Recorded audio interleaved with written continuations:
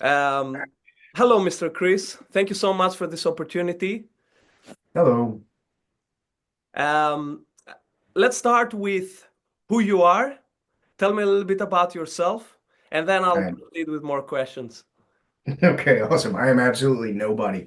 I'm some idiot that they started filming, and now people are sending me requests to do interviews.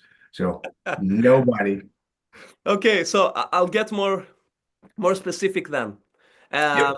Tell me about your martial arts background. How old you started martial arts? What martial arts you have practiced? What's your philosophy within martial arts? I'll start with the last one. My philosophy in martial arts was to literally learn how to defend myself and the people that I love. That was it. There was nothing cool about it. I didn't want to be a Ninja Turtle or Jean-Claude Van Damme. It was like a pragmatic, I don't want to get beat up. I want to learn how to not get beat up. That's it. Nothing cool. Um, I started out doing what everybody else did, little bits and pieces here and there, boxing, wrestling, whatever I can get my hands on when I was a teenager. And then eventually I ended up coming to Gracie Jiu Jitsu. It took a long time. And then I came to the wrong Gracie Jiu Jitsu.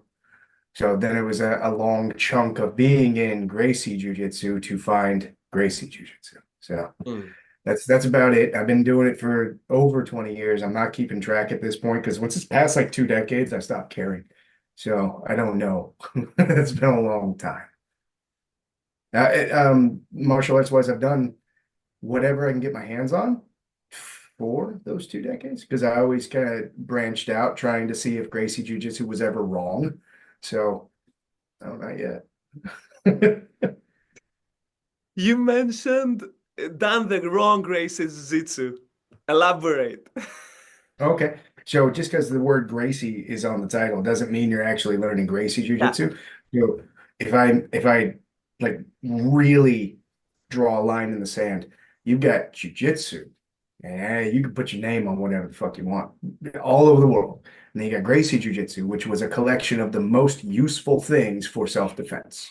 That was it. Mm. That's it. That's it. It's like a little box. It's like don't get punched in the head. You don't get headlocked. Maybe use the pesao. Like I don't have to outstrike. I don't have to out fucking anything. I'm learning how to cheat within these parameters to the best of my capabilities. That's what I wanted, and that's what I hunted for over a decade, way over a decade. And then I had to refine it and find the people that could really teach it. So just because it says Gracie and it's jujitsu doesn't make it Gracie Jiu-Jitsu. So I understand there is a clear distinction between no, no, the there's not. There's fucking not. Everybody's like doing jujitsu, and then someone's like, "Yeah, I do Gracie Jiu-Jitsu," and yeah, then you go like, "Let me touch your face," and they're like, yeah, "Spider go." So yeah, yeah, no, there's not a clear distinction. And you've got yeah, like Gracie University trying to do their thing, the Valentes trying to do their thing, and they're like, they've yeah. got their lane and they're Yeah, doing their thing.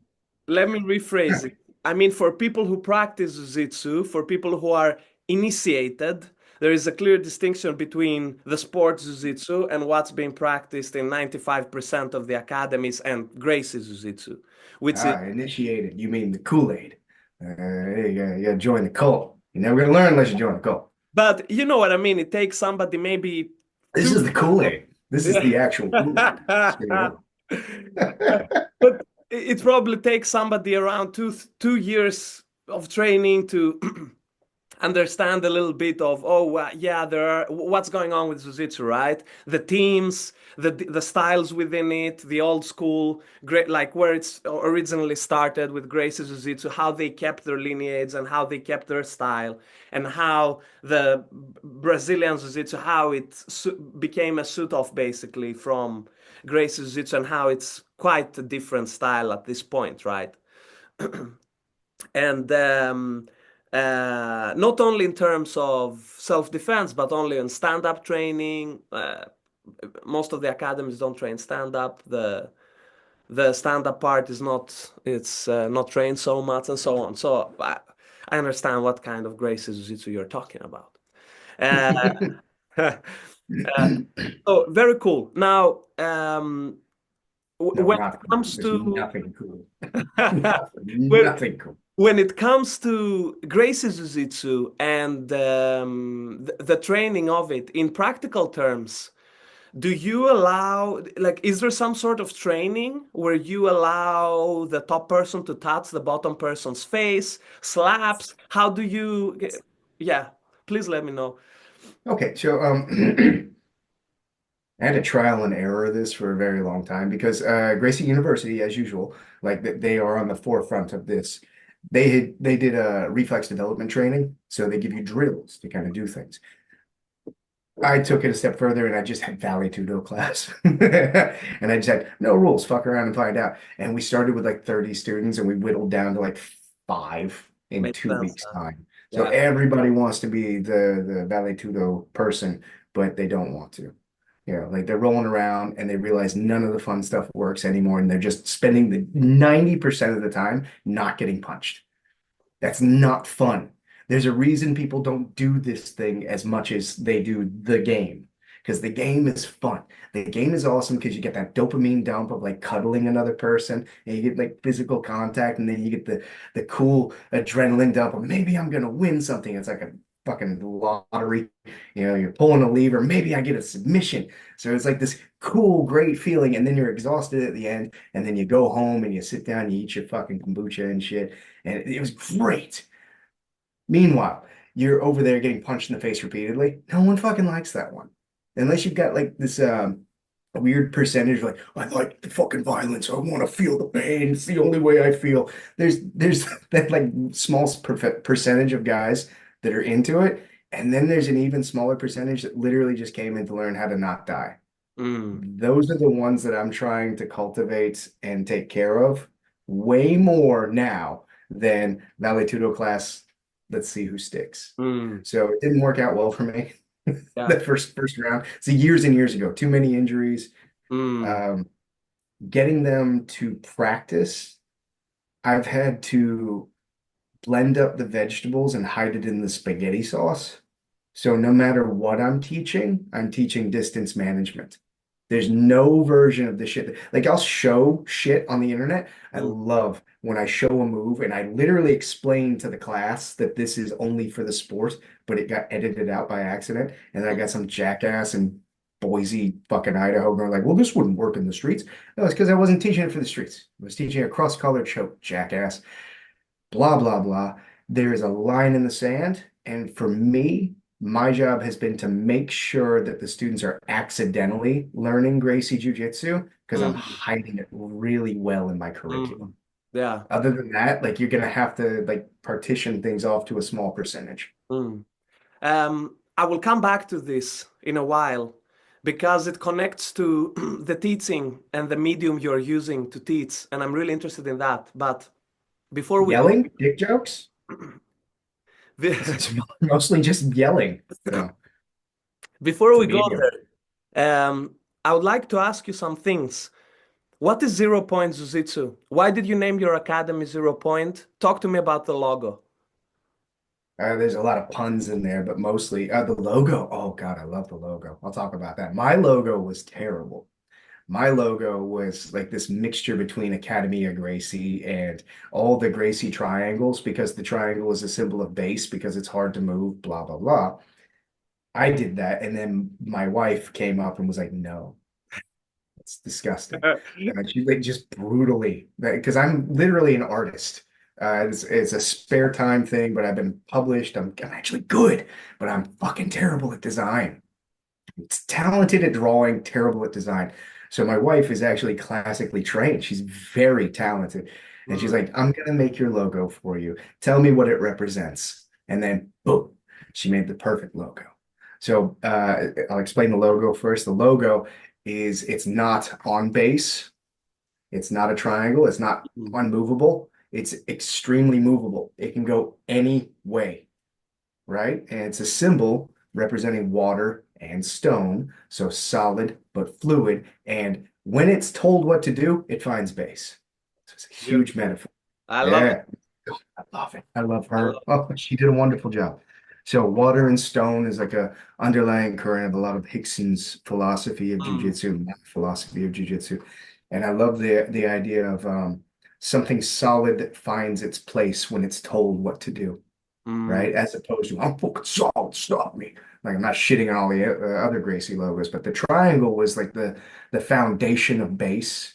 So mm. I like to be a little bit more, and we chose teal because it's very feminine. I don't like all those masculine logos with stencil and airbrush and black and red, and we're here to gorilla fuck you to death. No, I'm a little bit more gentle. So I personally chose teal because I like the color teal and it upsets other men. Very cool. Uh, the name 0 Point specifically came from Hickson. There's a passing conversation in the documentary Choke where he's talking about finding the 0 Point. And we can argue this to oblivion, but the 0 Point is learning to find the middle of something. And we can argue about what the middle is for quite some time, me and some friends. Mm. But the idea is if that triangle was here, oomph, or oomph, I'm in the middle, and you're going to tell me what to do next. Mm. That makes sense? Yeah, 100%. Jiu-Jitsu wise is Fantastic. Didn't make any sense to me. So yeah, that's let's see very where this cool. goes. Yeah, that's awesome. That's very cool. I mean, we all seen Soak with his talks there about the autopilot mode, and you get what the opponent gives you. Yeah, That's it's very, right. Learning how to very flow with the go. Yeah. yeah. Relaxing I into wanna conflict. touch on that as well. It's intertwined on the part later where I'll ask you about the teaching methods. Um, Okay. very cool.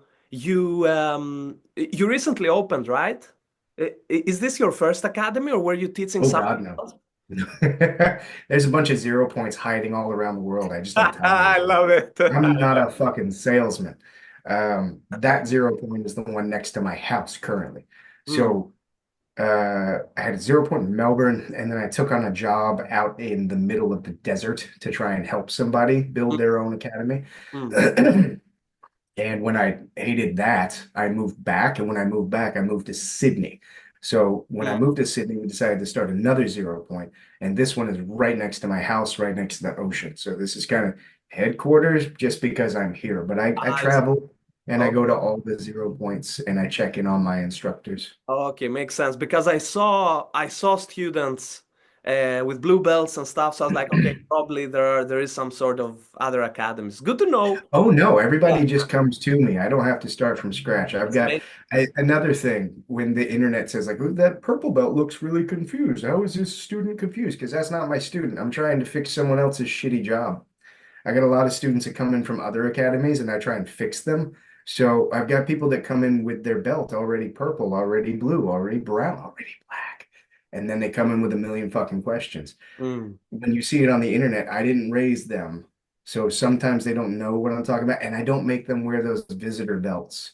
That's a thing at other Is it academies a where you get, thing? Okay, yeah, I didn't know about yeah, that. Yeah, okay. that's more for safety than anything. Just so I'm not shitting on it.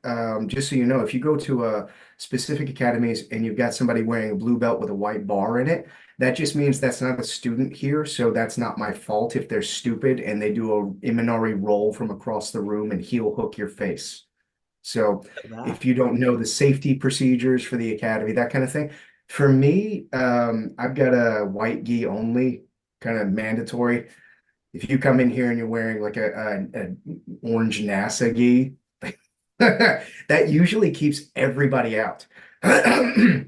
So anybody that's going to most likely be a pain in the ass to teach, someone's like, no, dude, I'm an individual. Like they don't want to be here. So I never have to deal with them anymore. Yeah, So like I always make students wear a gi because everyone's no gi, and I always make them wear a white gi. So now I don't get any jackasses. It's yeah. great. That's very cool. I like the white key policies. I would love a second color though, maybe blue, not black so much, but I think in the future when I have my own academy, I will allow blue as well. Well, what I do for mine specifically, the uke or the instructor's assistant wears a colored gi so that you can see the difference between the two Ah, people. And on Sunday at open mat, you can wear whatever the fuck you want. You get wild, go mm, crazy. yeah. Come in with your spats and your unicorn tights and shit. a very small question on the side. Does Mizuno still make those awesome Hickson Gracie gis? I don't think it's Mizuno, but somebody in Pakistan definitely does. Ah, because I think the OG one is the one you usually wear. It's the Mizuno one, right? They're pretty cool, man. They're like half judo, half jujitsu, depending on the Exactly. weave. So you've got Yeah, like the judo X pattern at the bottom, and then you got pearl weave up the top, yeah. and like that giant armor plating to stop from the Georgian grip. It's kind of cool. Do I you? don't necessarily dig it. Yeah. Like I I don't wear don't know thick that. gis. Sorry, can you repeat that? Did you? I don't wear them. I like black market kimono because it's closer to a rip stop karate gi because I Mm, don't think your jiu-jitsu should rely on what you're wearing. This is a personal vendetta thing mm, mm, because I spent years wearing like bulldog and corral and shit, and they're like sandpaper. I really like the thin gi because we're not worried about spider guard, you know? Like I'm not teaching how to deal with that. I'm teaching how to deal with like haymakers. You mm. know, like it's not necessarily that big a deal for me. But it's ripstop. So I'm just basically a whore for Scott right now. I love Scott. Scott made a gi brand called Black Market Kimonos. They're light, they're goddamn unrippable. And trust me, I am the guy that gets ripped and punched and hit Mm. all the time. So if that gi is lasting, that means something. Um, they're very light and packable, so I can take it on the road with me. They got little packing cubes and shit. Yeah, yeah, But Hickson's gis are like tough yeah. and sturdy and solid, and good luck tearing that thing. But I Uh, don't know if it's I Mizuno. also saw you wearing a katakana gi from Tatami, which is also very thin. A friend of mine is sponsoring Probably. some of them. Yeah, so it's Ah, uh, that's cool, man. I work for Tatami too. yeah, hint hint Tatami. Look at this I video. did a bunch of artwork for them. You know that monkey? Ah, You know, there's the one the sitting on monkey. top of the monkey holding the skull, the Yeah, thinker monkey. the thing. Yeah, that's amazing. I actually had Yeah, that gi and gave it to one of my students. Yeah. I drew that. Oh I'm wow, that I asshole. didn't know Yeah. that. Told you I was an artist. Yeah, this Yeah, this oh shit that I wow. We do in need my to tap spare more time. into that. We need to tap more into that. But I don't know if we'll have the time for it today. Part No two. stress. Because then we need to. I'm a big Miyamoto Musashi fan, and I really my motto is once you know the way broadly, you can see it in all things. Oh, that's amazing. That's amazing. Uh, I'm a big fan of chicken fried rice, as you know. it's just the in the book of five. Also, beef fried rice. What's that? None of your business. Okay. So in the book of Five Rings, he talked about once you know the way broadly, you can see it in all things. And I would really like to tap into that about how you see your art within Jiu-Jitsu. But unfortunately, we won't have the time for it today. But I would really love to tap into that. Um, Okay. so a small parenthesis. I found out in Japan that there is a lower bottom on the gis because the machines that sew the gis are not big enough. In Pakistan and China, the machines are big enough so they can make the gi in one go. But in Japan and Oh, Korea, the machines are smaller, so they have to make them in two pieces. I had no I idea. didn't I know thought that. the sashiko, the lower part, is some sort of a technique, but it's not. It's just the size of the machines they have. So it's Fuck, that's cool. yeah, yeah. So you Oh, don't nerd know if you moment. have a Japanese made gi, it's probably in two Yeah, pieces. yeah, yeah. Yeah, That's a full nerd moment. Thank you. yeah, Now I know yeah, why. I always wondered because I always thought like the Georgian grip kind of thing, it's harder to grab. But like just the sewing and the X pattern on the bottom, that's yeah, wonderful to know. yeah, yeah. It's I wonder quite. if they're gonna make some kind of special one just so you can do Bravo chokes and Yeah. weird lapel No, shit. yeah, no, it's yeah. Shout out to Ishikawa Sensei that told me about that.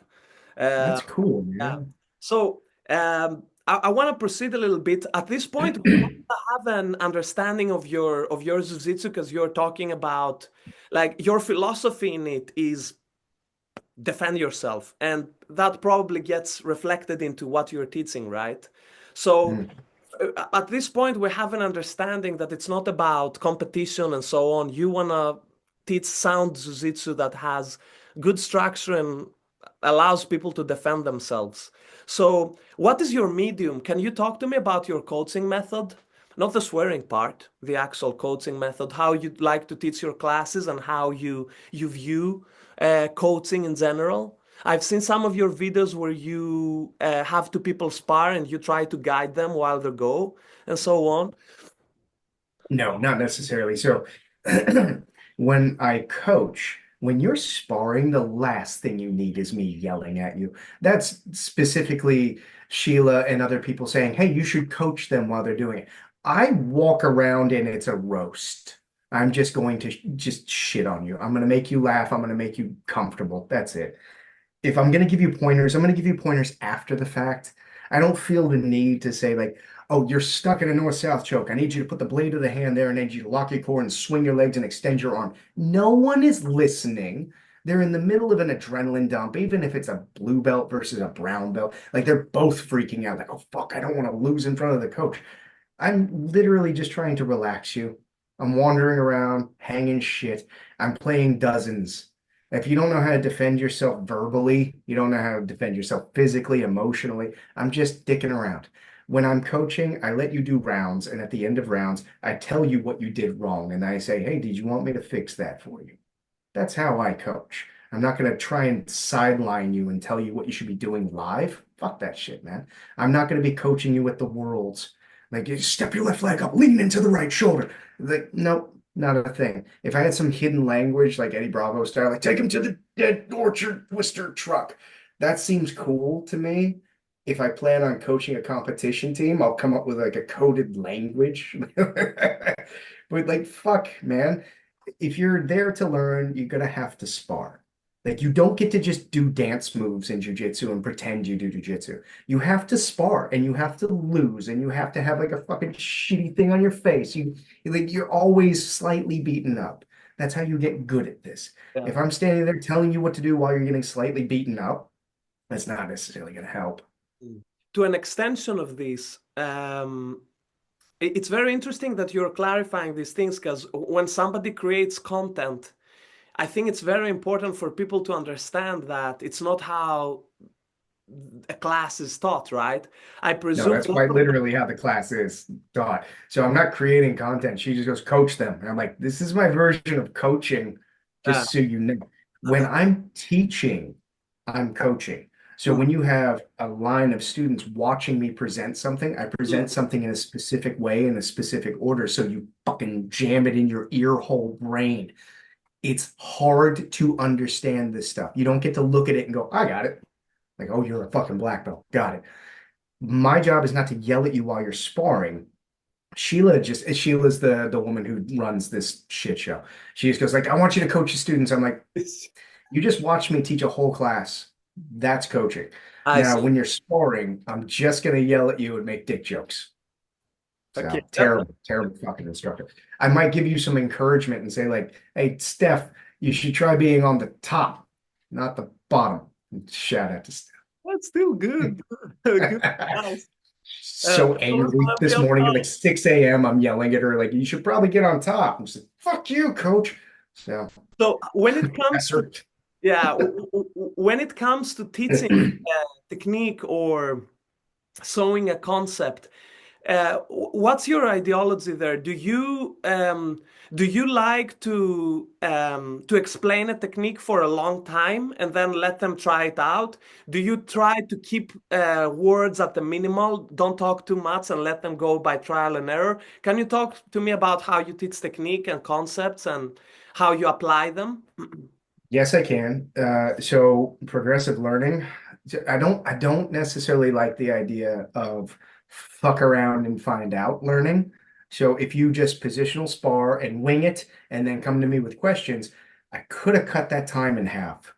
Mm. So there's this weird thing with Western versus Eastern philosophy where a lot of Western culture is like, I can do it myself. Fuck you. I can beat the coach. I'll beat you one day. Versus Eastern philosophy, like, thank you for taking your time to teach me this thing that you devoted your life to. So it's really hard to teach Western people sometimes, like, hey, don't put your hand there. That's a hot plate. If you touch it, you get burnt. And they're like, I will fucking touch it. Fuck it. I will do whatever I fuck. What should I do, coach? Mm. That's what I have to deal with 99% of the time. So the white key policy. Fuck.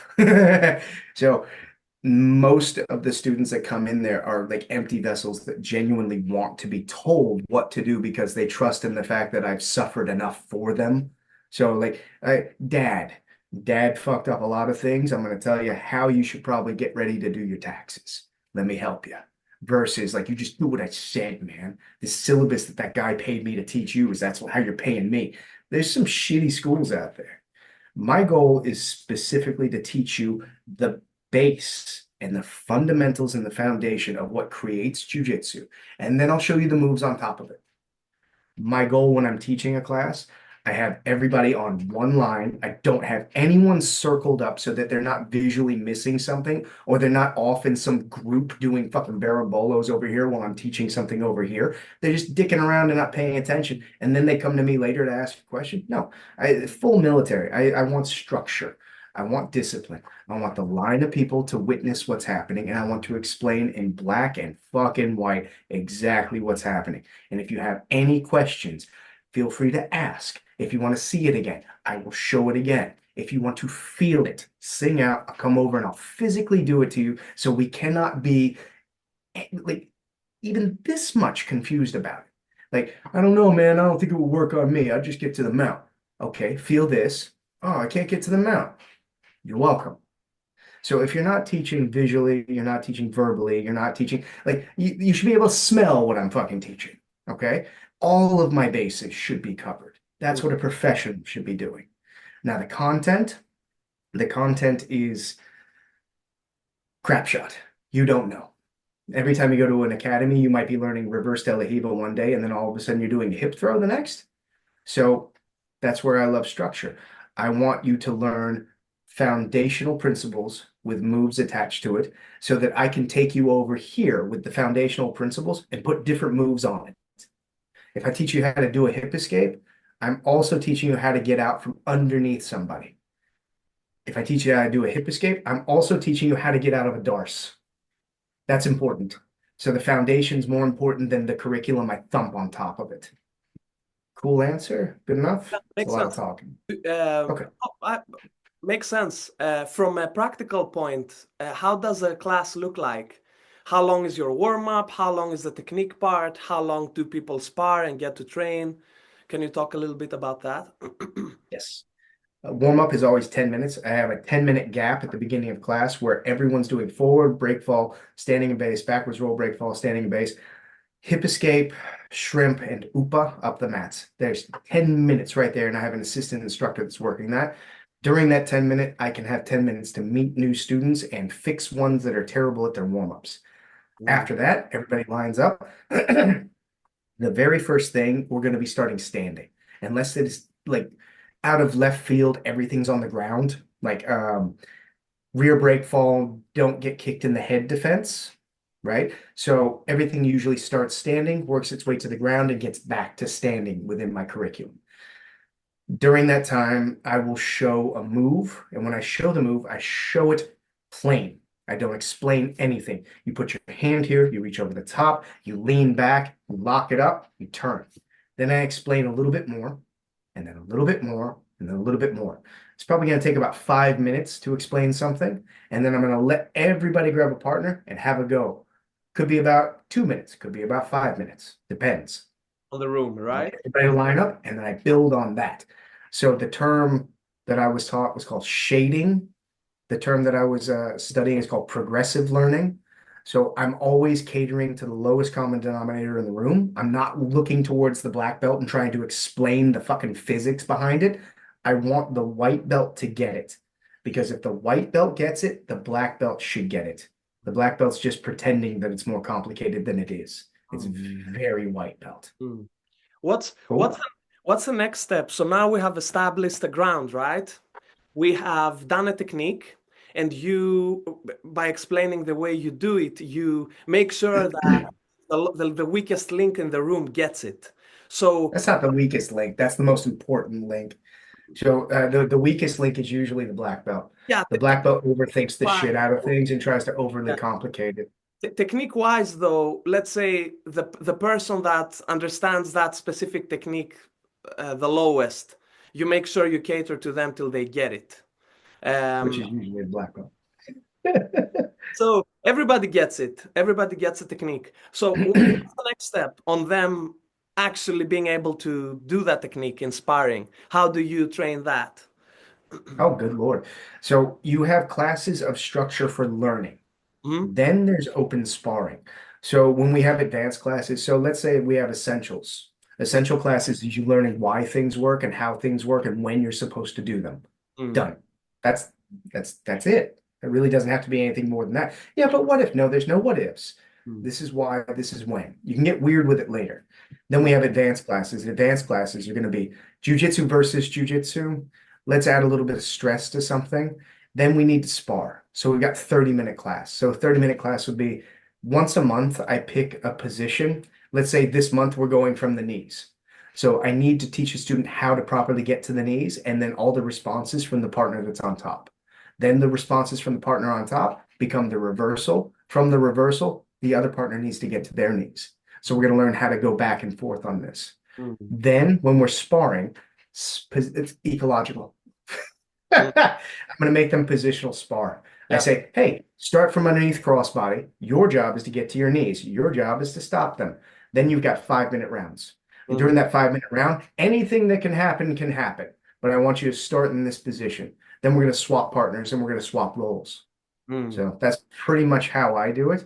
Mm. Outside of that, when I do any kind of weapons stuff, it's usually specifically geared towards it. If it's hand to hand, specifically geared towards it. And if they're striking, specifically geared towards it. One game I like to play in the middle of anything, though, it doesn't matter what the class is. If you're doing any kind of sparring, I say freeze.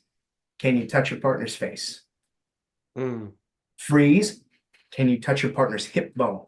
Maybe they're carrying. I don't know what country you're in. Maybe you got a primary, maybe you got a secondary. Are you protecting your weapon? Are you protecting your computer? That Yeah. kind of thing. Yeah, I the like attention is on a fucking with the different part of students. the body, exactly. Makes sense, makes sense because you need to focus on what you're teaching, and that makes a lot of sense. Um, makes sense. I want to touch a little bit on what we talked earlier about Hickson and this autopilot kind of thing that you cannot force. You cannot force things. It's what the opponent gives you. I feel that I spent maybe 5 years of my jiu-jitsu training trying to force techniques on people before I started to understand that I just need to create unbalances, try to break the opponent's structure in order to force them to give me stuff. And then things started to make more sense to me, both when I'm fighting and both when I'm rolling and when I'm teaching, because I started to go more into skill building. And I have a skill based understanding and I teach skill based. Um, I feel it's what it comes down to. This auto kind of pilot where you just get what you force the opponent to give you and not just try to make something happen. What do you think about that? Okay, so technique versus doing techniques. Like So learning techniques or physically doing them under duress. physically doing it under duress. Do you think that if I grab into someone's collar and I get a hold of it, um, there is a skill to it or not? There can be a skill to anything. You could be the world's greatest purse holder. Like there's a skill to anything that you put your effort into. There's a skill to making fucking fish soup. There's Mm. a skill to everything. So it depends on how much effort you want to put into what you're trying to achieve. So if you're trying to achieve violence, or self-defense, the amount of effort that you put in versus the amount of usefulness you get out is always going to be 50-50. It has to be give and take. If you don't practice what you're doing, if you just, like kata everything and you don't put yourself under duress, you're not going to be any good at fucking anything. Mm. So you can pretend to do jujitsu a million hours every fucking year. Is there a million hours in a year? No, there's probably not. Math. And if you never actually spar under duress, you're not going to get good. You have to go out there. That's why the game of jujitsu fucking exists. That's why people roll around on the ground looking for submissions, because you're supposed to be pressure tested. But if you're pressure testing yourself and you're playing imaginary games where no one's going to put a thumb in your eye, you're only going to fight how you train. And if you're fighting like, yeah, but I do MMA. Have you ever had someone try and bite your fucking ear? Dude, shit's different. Shit's really fucking simple. The more violent it is, the less you need to know. Mm. So, as far as I'm concerned, if you're not in the shit and getting beaten up and saying tap, you're not going to get any good. You have to fucking get beat up to get good at this, period. So can you talk to me a little bit about your art, your artistic expression, when it came into your life? Like, were you a kid? Did you get interested into it by education? Please. Okay. No. I'm not an artist. So that's a strange question for me. So I'm not very creative. I am disciplined. Um, I was creative in my youth, but I never knew what to create.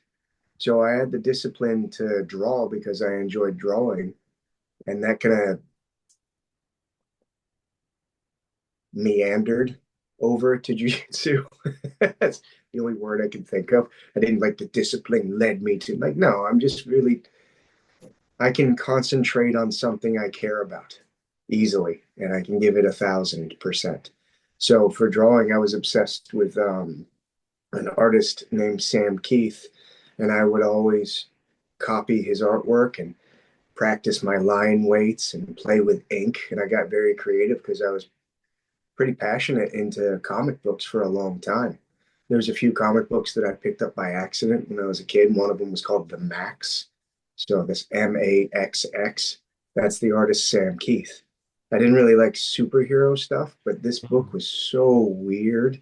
And then it led me down this rabbit hole of The Crow by James O'Barr and The Preacher with Garth Ennis. So there's weird offshoot comic books that I enjoyed as a kid, like Frank Miller's Sin City. And it kind of pushed me in a direction of creativity through discipline. So saying that I'm an artist, no. But if you tell me what to draw, I can do it really fucking well. Mm. I can be creative of how I draw it, but I'm not going to go, all right, here's the story, here's the idea, here's the drawing. Oh, I see this vision in my head and I'm going to put that on paper. No. If you send me Mm. a work brief, I'm pretty good at it. That's You very want interesting. to, yeah, you want some stills for a Tic Tac commercial? I got you. Do you, so Sorry. that's very interesting. So it's very interesting. The words you used are through discipline. Yeah, Have you seen that? Have you seen any correlations of that to your jiu-jitsu? Like if there is yeah, I'm a extremely similar, disciplined. yeah, extremely disciplined. Yeah. I'm only disciplined about the things I want to be disciplined about. So that's the downside. It's like a superpower that I can only pick. So like, I was a smoker. I was a heavy smoker. And I decided like, no, I'm done now. So like, I think some people call it borderline. I can just cut things off and be like, I'm good. I can go on with my life. How many Okay. packs a day? Oh, I was at 3 packs a day. I was Oh, smoking holy basics. shit. Yeah, I wasn't fucking around, man.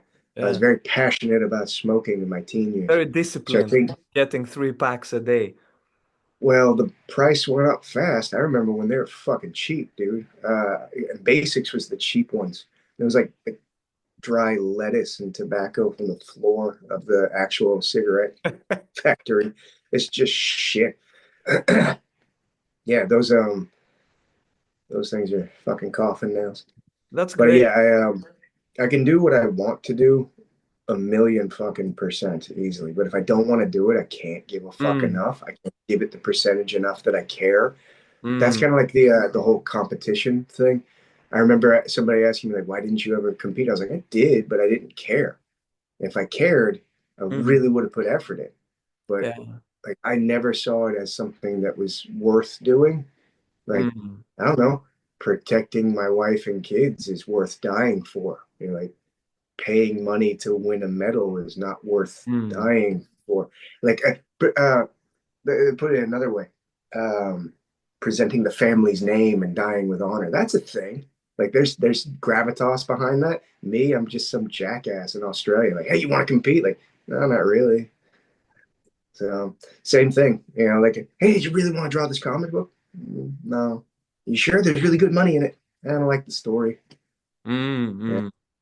I'm good. So do I you gotta take point my work? passion. Yeah, but then you will take work when it comes to illustrating something, or like the gorilla thinker on tatami that we talked about. So you do take works on the side. Is it something as that you do part time or?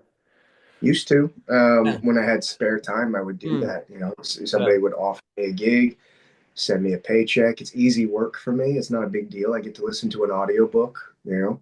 Yeah. If anything, it's like a little Yeah. Yeah. vacation from having to fight. I get to Yeah. sit in front of a computer and draw while I listen to a book or some music or something. Yeah. Makes sense. Mr. Chris, do you think it's a joke?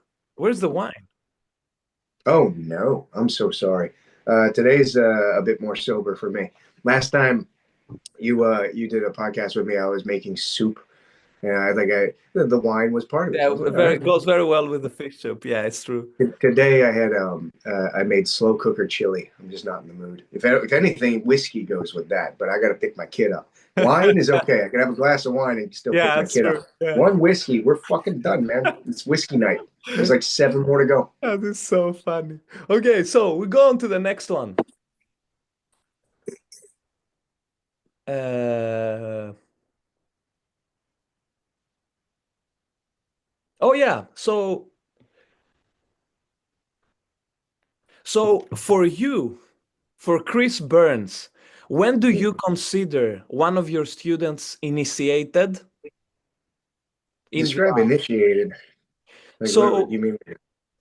for me, basically, I consider a student initiated when they have fully grasped my teachings on a level that they can start applying it. No matter if it comes at blue belt, purple belt, whatever. But when I see somebody really expressing that what I'm teaching and they're starting to apply it, no matter the way they're applying it, then I understand that, okay, I consider this person initiated. I don't know. I feel like there's a lost in translation part of this, like initiated, like it's some kind of gang. Like you're not allowed in. Everyone's allowed in the door for me, and I'm gonna teach you no matter what level you are. You could be literal world champion, and I'm gonna treat you the same way as a white belt because you don't know what I know. I Mm, don't know what you know. The white belt could teach me something by accident. I don't mm. fucking know. So everyone's at the same level, whether you like I it or can put not. it more simply. Most people confuse knowing the basics of Jiu-Jitsu by getting a blue belt. Do you think that knowing the basics of Jiu-Jitsu, like being initiated in the art, is at blue Oh, belt? okay. Okay. No, so the belts are specifically made for competition purposes. That's it. Mm, There's this weird thing where everybody thinks that the blue belt needs to know this, and this. Like, no, if a white belt is beating up another white belt and submitting them, they should be a blue belt. That's it. And if the blue belt is submitting purple belts, they should probably be a purple belt. It's not like this vast deference of knowledge. Like he doesn't know how to do the star sweep. Like, mm, fuck off, dude. Like he's jacking your guys. You mm. know. So again, this is just subjective crap for the competition, and the competition is subjective crap unto itself. So it's not in my world. I don't care. I Mm. was never a belt guy. It was because a lot of the guys I came up with were never belt guys. They were just like, yeah, they happen. You deal with it because you know, like white to blue, you're like, yeah, I'm gonna get my blue belt. You really care, and then the day it happens, like, okay, I should be proud. Mm. I still got to fight that guy though, so Yeah, I I don't think com the belt's gonna I help me. completely agree. Because I do not like I stopped calling people beginners when they are initiated in the art, when they know the basics. Because sometimes Oh God, white belts man, are not beginners. everyone's a fucking beginner. The second you think you know something, you don't know shit. Half of the time, I'm trying to fix people's forward roll and break fall these days. You got guys that can do the coolest fucking submissions against an idiot that doesn't know how to defend the submission. They can jam that shit on, but they can't fall forward. They Mm. can't roll over their shoulder in a straight line. So my standard is different from everybody else's standard. It's very subjective. I think Sheila just posted a video of me ranting about this because somebody asked about it. Which Like, one of them all? it's oh fuck, man! It's this subjective fucking thing. Like every instructor is completely different. So if you went to a Ryu or a Ru, fucking can't pronounce it. It's in my life, and they have their standards. Versus you go into the Shaolin Shadow monks over there, and their standards are different. Man, it's subjective. For me, if a student understands basic self defense, basic, and I'm not talking about learning how to do submissions. I'm talking about how to disengage from stuff. If you can understand base and connection and control of the middle under all circumstances, standing and ground, and then getting from standing to ground, and then from ground back to standing, I consider that a blue belt. You don't Mm. need to know how to do a kimura for me. Like, if you get a couple submissions up your sleeve, great. So I think there should be a difference between self defense and the sport. And when I talked to Hickson about it, Hickson doesn't want to give belts at all for self-defense. Like Mm. there's no belts. There's no belts for self-defense. But the Mm. belts, I'm sorry, the self-defense is all that I care about. I don't care about the Mm. sport. But you cannot practice jujitsu without being in the shit. Like you have to be on the mats and you have to have people trying to submit you, trying to punch you so that you actually learn jujitsu. You learn how to feel it. So my guys have to have at least 6 months of just having their ass kicked. Just Mm. submit it, tap, tap, tap, tap. Maybe their goal isn't competition, but they need to have their shoulder, like a shoulder grinded in their face a couple times before they're even close to a blue belt. Mm. So if you don't have 6 months on the mats at least, I'm not even going to bother trying to test you for stripes. You Mm. know, it's again subjective. Do But you as far do as you I'm have concerned, tests? Do you hmm, have tests for belts? I have personal tests. So every 6 months, I bring in an instructor to do seminars, and I usually award belts by surprise. I see, I But see. I will test people through the year. Like I give people what I want them to do, and I fuck off for about 6 months, Yeah. and then I come back, and if they actually do it when I see them, Yeah. oh, good for you. I'll put them under the shit. I have 3 people trying to swing haymakers at them, grabbing them, Mm. throw a chair at them, that kind of shit. Then they're gonna get their belt. I respect that. I respect that you don't test people on a day because it doesn't work like that. No, It's it doesn't. It going doesn't. It's skills by happens surprise. on yeah, happens on the Yeah. length of the time. Yeah, it's amazing. Do you think that there is a person that you have given your jiu-jitsu to, and that person, he or she, represents your style and your teachings on a level that you're like, yeah, this person can continue my line. Like, do you have students like that, and one of them or anybody close to it? I do. Mm. I do. I have a fair few, but everybody adds their own them to my art because my art is what I've gained over time, and I can't say that it's all Hickson. It's the concepts of Hickson are the most important to me. The moves of Hickson are the most important to me. But then I've got this giant space over here filled with all the other opinions and moves that have been taught to me.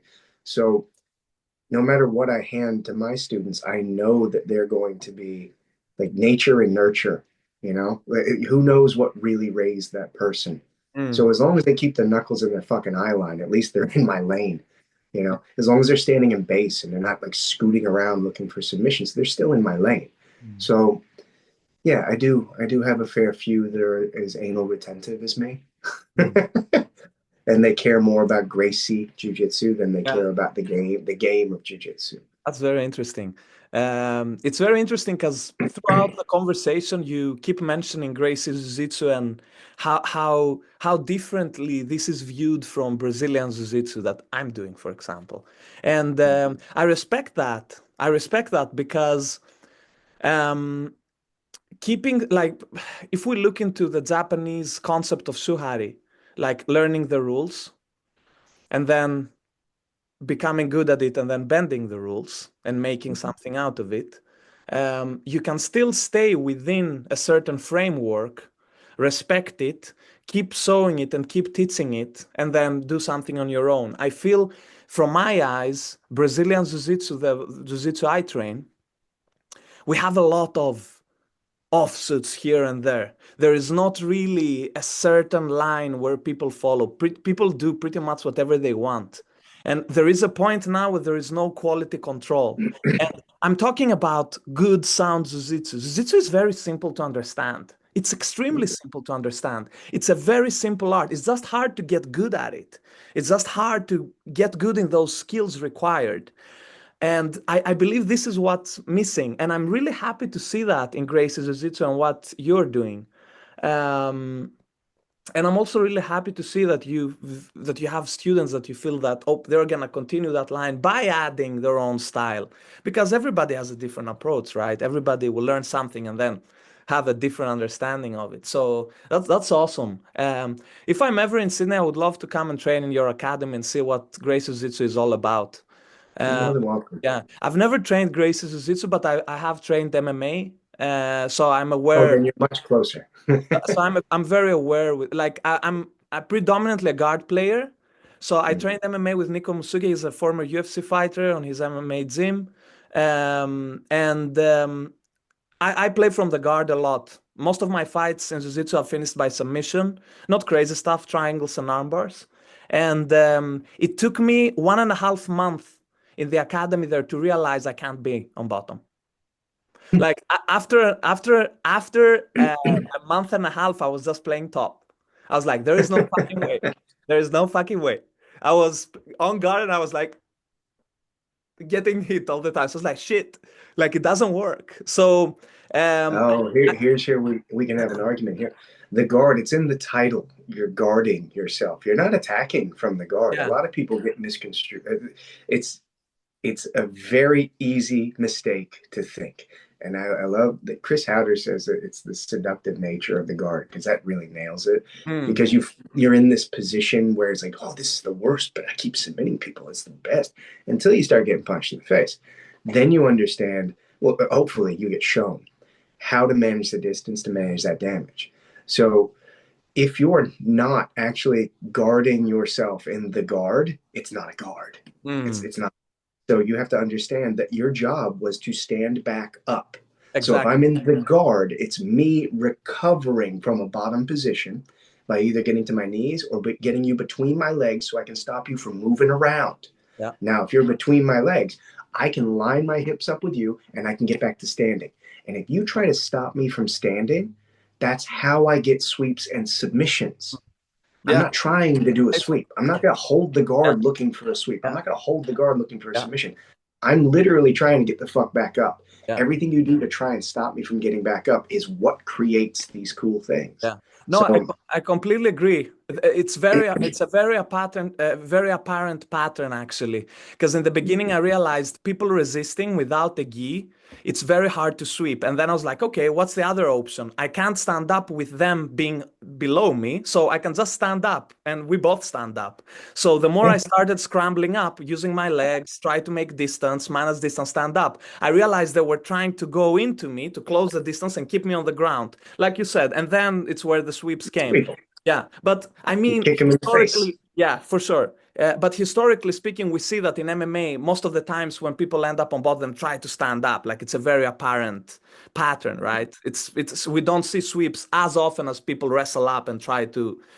Now, the reason they stand up is because currently, what was it? You're not allowed to kick them in the face if they're on the knees. Yeah, exactly. And you're on the bottom. Yeah. So that's a deficit that's going to be filled eventually, or they'll change the rules again. Yeah. Some new rule will be made up to make it more entertaining for people. Yeah. But the whole point of the guard was I've got the strongest muscle in my body backed up with my heel. Yeah. So when you watch Henzo kick a guy in the fucking face and then stand up, that's the jiu-jitsu that I actually care about. I don't want to spend my days practicing to win jiu-jitsu against jiu-jitsu anymore. Yeah. There's no fun in that for me. Like rolling around on the floor with somebody going for some cool submission that is like, it's not a thing in my world.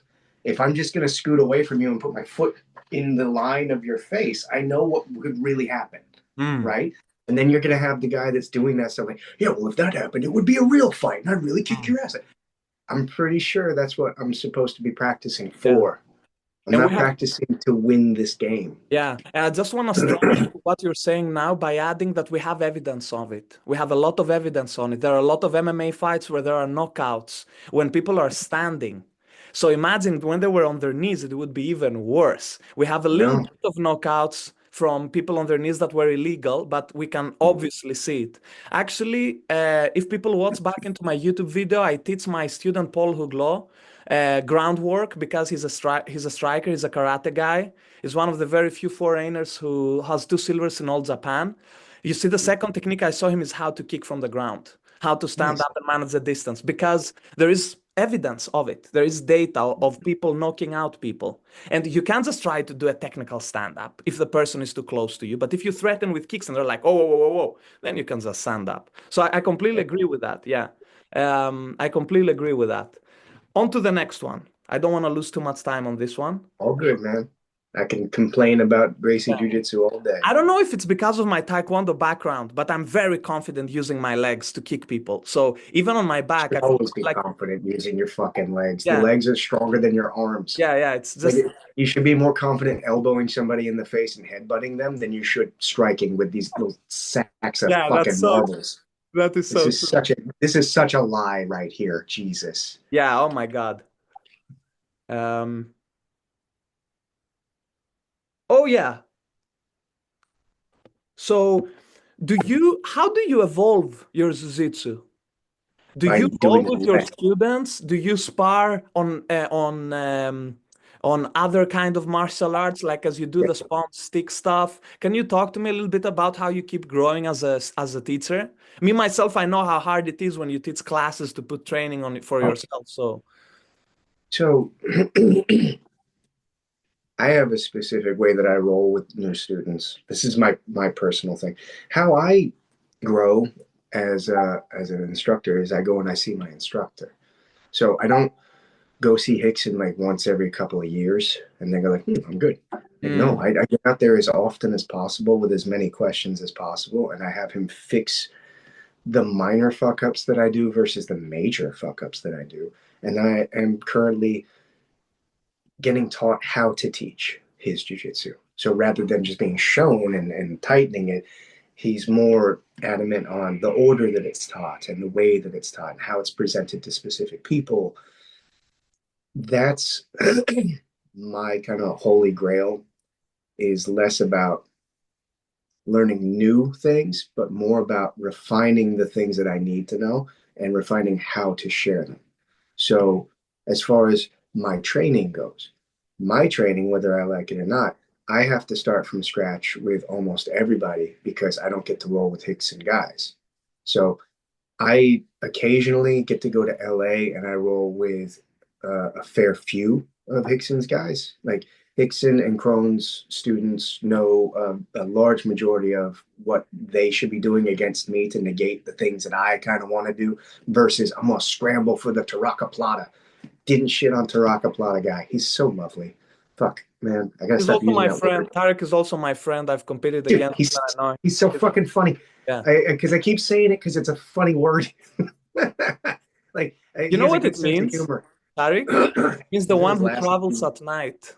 It's a beautiful name. God, that's sexy. Because the nomadic cultures, in the desert, he's half Moroccan. So the Uh-huh. nomadic cultures, on the day it was too hot, so they were traveling at night. Yeah. Yeah. Represent Scandinavic Jiu-Jitsu, huh? He's a Hey, good, fucking it, man. So I'm yeah. gonna start saying go Plata because it sounds funnier. Um, Yeah. yeah, so there was never any derision towards the guy. It's just if you say a funny fucking thing, it sticks in my head. Yeah, makes sense. Makes sense. So Yeah. a move's a move, a submission's a submission. All good. For me, having to train, I don't get to train with the guys that know the stuff that I know, so I don't get to sharpen that knife too often. So what I do is I sharpen other knives that are more Makes sense. pertaining, yeah, the things that I pertain to within that. Hmm. Then once these guys know what I know, then they're a threat to me, and then I can do the next thing. I right? completely, So yeah, I completely agree. Before you continue on the other things you sharpen, I can presume that for you, since you don't have the people you want to train with, because the people you want to train with are in LA, if you went to train on a conventional Jiu-Jitsu academy and somebody threw a lasso or wrapped his lapel around you, like it wouldn't give you the training you want to train for. exactly. You Okay, would just so spend time getting stuck I've in got a positions that are not beneficial. thank you. I've got a student who I genuinely respect because he's very good at jujitsu, but Mm, it's not the jujitsu that I do or care about. So when I spar with him, it's a lot of weird lapel shit, and I don't care. I It's thought, not my job to pass that stuff. So it's not fun sparring with him. So I would spar with him less. And one would say, like, oh, you just spar with him less because you just can't win. Like, win what? Like, win, it's not really, yeah, what I'm just, rules? I'm not yeah, playing those rules, man. yeah. Yeah. And I'm not doing the tough guy thing. Like, well, if this was the streets, I'd punch you in the face. No, I get it. And he gets it. We all get it. You're all tough and your Mm. dad loves you. The whole You're objective for me, yeah, dude, everyone's the toughest fighter in the world. The goal for me is to refine a specific skill, and the specific skill for me, if I was engaged in that, would Mm, definitely be striking, and would mm, definitely be like, okay, I don't need to wear this jacket anymore. Cool, I'm gonna kick you in the face here. That's cool. And if you can't admit that to yourself, don't admit it to yourself. At least I yeah. admit it to myself. Mm, So there's some students where I would rather spar with a completely spastic white belt than I mm, would with the greatest worm guard champion. There's no anything there that's going to help me in any way other than, okay, I'll lean left so he can't sweep me until he does something mm, else. No, yeah. I have to learn how to untie this knot under action. Like, do I? I really don't. And I've only got Mm, so much time in my life left. I'd rather read a book.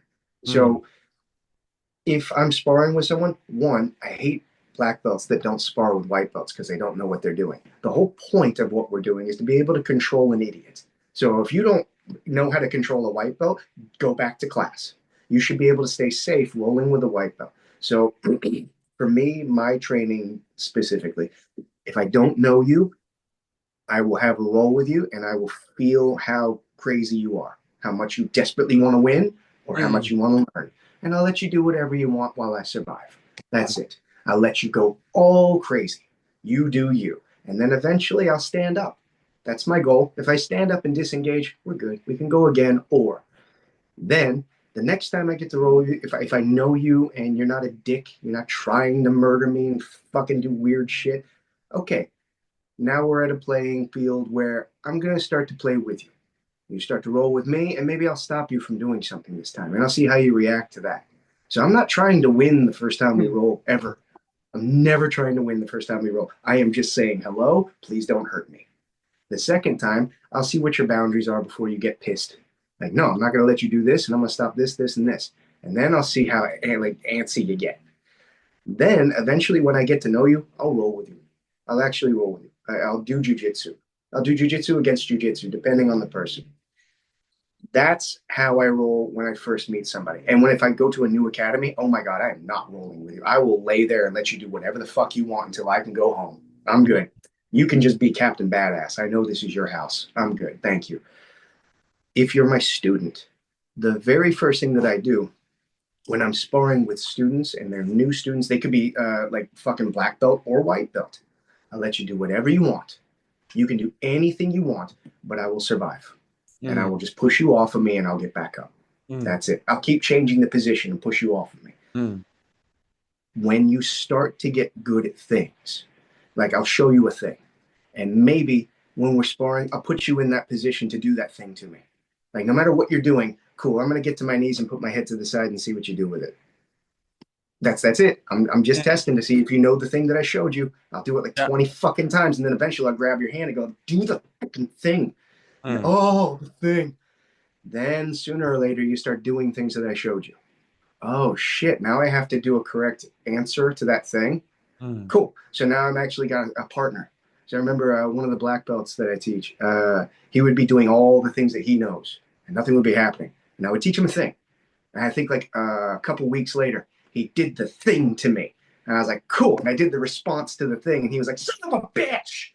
There's a fucking counter to the counter. He's like, yeah, man, cool. Now just keep trying to do that to me. And if you can catch me before I can catch the counter, you get to tap me out. And then we can build on that. So if I hand you a tool and you go, I don't like that, I like this, I know who I'm rolling with and I know who I'm teaching. If I hand you a tool and you start to refine that tool, I have to start to do other things. And then you start to learn more things. And then all of a sudden we're doing really good jujitsu. And then I get notes from all around the world going, I did the fucking thing against another guy at another academy. Thanks, coach. Like, you're welcome. I think that's my job. You don't have to thank me. Like, but that must be very fulfilling, my right? tire spins in a wheel motion. Thanks, mechanic. Yeah. So that was a long, very fucking long answer, but No, mostly I love knives. I get it. Yeah, I get it. It definitely makes somebody grow. Do you, and what about the spawn stick stuff? Oh, before that, I do a 3-day split as well for my personal training. Once a week, I do nothing but stand back up. It doesn't matter who I'm rolling with. If we're sparring, I will literally stand back up. So that's my goal. Then the other day, can they grab your lapels and wrap them around their legs in order to prevent whatever they do? I'm gonna stand back up. I'm happy. I just practice disengaging. Then there's what is it? Okay, so it's pretend it's striking no matter what. So I'm going to make sure that I am super fucking sticky all the time, no matter what we're doing. Stand back up day. Fuck, I haven't done it in like a month. It's been so long. And then one of the days is just straight up submission day. Like I'm going to pick a submission and I'm going to put myself in that position to continually do that submission. Stand back up day is usually takedown day as well. Okay. So I'll practice my takedowns. The spongy sticks. So I do Kali. I've been trying. I've been trying to do Kali for like 20 years. It's very hard to find what I'm looking for. It's the same as Gracie Jiu Jitsu, like the old man style. Like trying to find specific instructors that will teach specific things, because depending on the instructor you go to, one of them will teach you one thing and then not teach you 30 other things. And then teach you another thing that has nothing to do with those things. They're very secretive, you know, it depends on who the guru is. I've learned bits and pieces from everyone all around the world. I've got a backpack full of tricks, but I don't want the tricks. I want the fundamentals, right? So you can know million submissions and really cool fucking things versus like backsap or bintak. Bintak. Can't remember. I don't speak that language. Fuck. Sorry. I barely speak American. So Kimura. So just understanding the control of the middle and distance management is the goal for me. And I train with quite a few instructors. So it just a dog's breakfast of lineage, because there's no real fucking lineage as far as I'm concerned. Same thing goes for jiu-jitsu. Like I wish that I could have been training with the Gracies the entire time. I wish I was under Hickson from day fucking one, you know? No disrespect to the men that I have trained with, because those men are the ones that like guided my way to Hickson anyways. When the student is ready, the master will appear. Yeah, or he just like flies to the other side of the world and sleeps in a car. So the student will be persistent as fuck. I know what I want, and I'm still chasing Kali. I've been chasing Kali for a very long time, but I get to do it a bit more frequently now. And I practice a lot of stick fighting. Not necessarily, because knives are easy. I don't care if you think they're not. Like you stab a bag of water, the bag of water dies eventually. So understanding the distance that you need to manage, understanding where you're supposed to stab someone's pretty important. Most people think like, yeah, he's dead. Like maybe you've got specific spots that are gonna make him dead a lot faster. I want to be able to get to my secondary, you know. For out here where I live, I don't have to carry. I don't have to conceal carry, because it's like a socialized society, socialism. Socialized healthcare society. So there's not as many people out here to be terrified of all the time. You should constantly be on the watch. Anyone that says that, like, why do you want to live like that? Because I want to live, dick.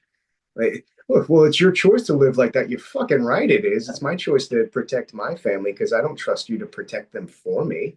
I mean, Japan is... That's the most privileged shit I've ever heard. What you're saying is so true. Japan is super safe. It's a very Yeah, safe country. All yeah. weapon carrying is illegal. People don't have issues. Till some crazy guys show Until up on the metro stations and stab people with a katana. Like it happened this year. unfucking So I was till. like, shit, this is Sorry, dude. cool. I fucking grew up in Yeah. Atlanta. I was in Florida. Fuck, man, I've traveled the world. It's not safe. Just because you're safe doesn't mean everybody else feels safe. So don't diminish someone for wanting to defend themselves. Mm. For me, when I was in Arizona, I would have an But appendix. sorry to interrupt you. Are you American and you live in Australia, or are you Australian and you lived in the US? I don't What know. town? I think that's a personal opinion to everybody. I've been here for like 40 fucking years, so I can't get rid of So the you are accent. American. So you are I was American. born Yeah. in America and then spent the majority of my life in Australia. Okay, I So see. I Yeah. don't know where the accent came from, and I don't try to make an accent. I don't try to do anything. I just am, and people have to deal with it. Yeah. So no idea. I'd say more Australian because at least I have a sense of humor. And my dog's not happy about that. He's definitely Australian. He was born here, and then he got flown over to America. Oh yeah, yeah. So sorry, continue on it. Uh, you were talking about the safety thing. So we're done with the Oh, safety. yeah. Depending on where I live, I always carry weapons, and over here I don't Mm, have to necessarily carry a gun, but I like carrying a walking mm, stick. mm. Yeah, it's good. Yeah, Talk softly. stick fighting. I love it. I love it. I really enjoy it. So I have one more thing I need to touch on, and that is some Gracie Jiu Jitsu versus Brazilian Jiu Jitsu stuff. I want Yes. your take on the Metamoris fight between Hiron Gracie and Andre Galvao. I thought it was great. And I got And made fun of because I was training at a competition academy when I told them, like, that's just great. They're like, what are you talking about? That's stupid. so I understand the perspective of Hiron going there in order to survive and defend himself. But on the other hand, as a Jiu-Jitsu person would say that all the positions he end up getting pinned, getting held down in a fight where striking would be allowed would get him hurt. What's your Oh, well, let's talk about that. So, the idea of you being able to strike properly is going to involve distance. And when you create distance, that involves that it gives the ability for me to recover, to create space to get up. So, yeah.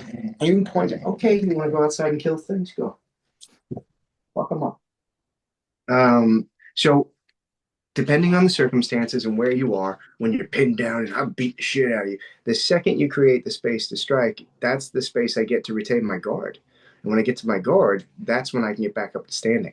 So the idea of being pinned down, I'm gonna beat the ass. You're like, okay, cool. You should throw some gloves on and see how that goes with the Gracie guy.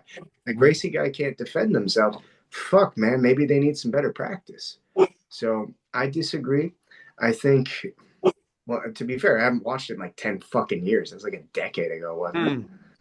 So I'll rewatch it and I'll give a clear opinion. But my clear opinion on it is if you create the space to strike, you created the Mm. space for me to I recover. understand what you mean. That it's Yeah. within the context, it's within a vacuum that we see that Oh, it's a fucking vacuum, try all to right. It's a, strike, then it would be more space for Hiron to.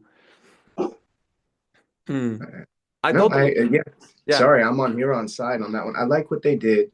I genuinely like what they did. They used it as a Mm. platform to promote. I like the little mustache and Mm. everything. I thought it was a very sweet nod to Elio.